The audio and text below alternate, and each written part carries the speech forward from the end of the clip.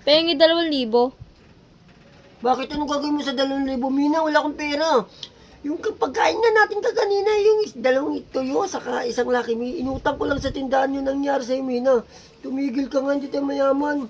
Basta pa, kailangan maganda yung bag ko ngayong pasukan.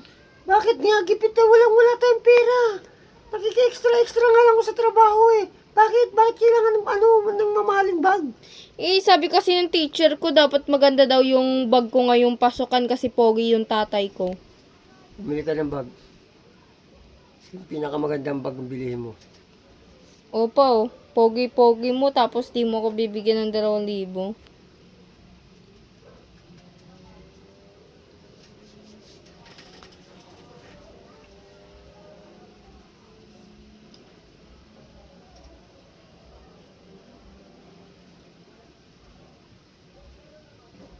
Sige pa, alis na ako pa. Pogi ba talaga?